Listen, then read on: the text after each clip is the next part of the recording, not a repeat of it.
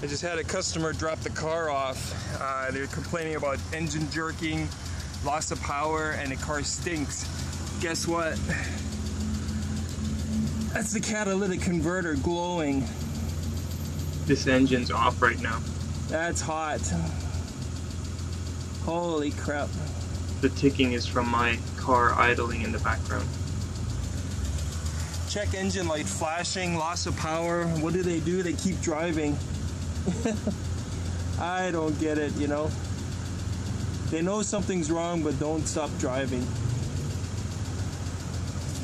This car just had a bunch of misfire codes, specifically cylinder 1 and number 4. And since there was no ignition coil primary codes, it was a good bet that the ignition coil itself has failed and needs to be replaced. So here I'm just installing a used coil as a quick check. And start it up to see how it runs.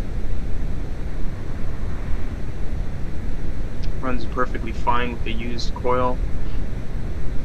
Even accelerates good. So that tells me that the ignition coil itself is bad and needs to be replaced.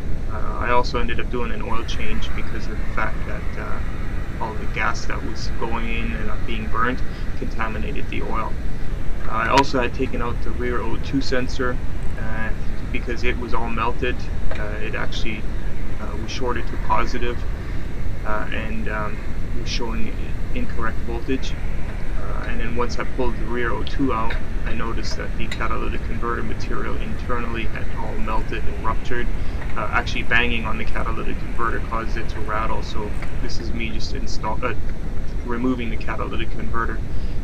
Obviously using some heat on the nuts, and this is the drive shaft splash guard, or the grease guard, that prevents the grease from being flung up against the hot exhaust if the CB boot actually breaks. And it's just a couple of bolts. I believe there were 16mm hex bolts.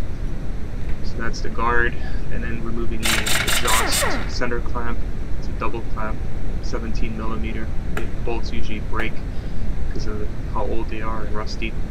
That double clamp comes off, and you just slide it along the exhaust pipe or the catalytic converter pipe. And then once the back is free and the nuts on the front, the converter can be removed. Here I'm just spreading the clamps with a couple of pry bars.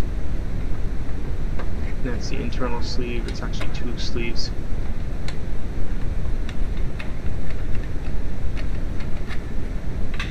So now the converter is all loose, and in order to remove it, all you do is rotate the catalytic converter.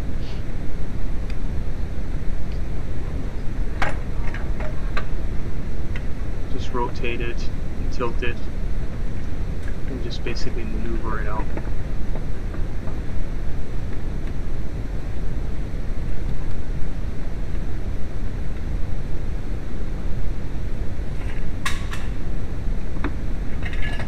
Installation is the same as removal, just in reverse.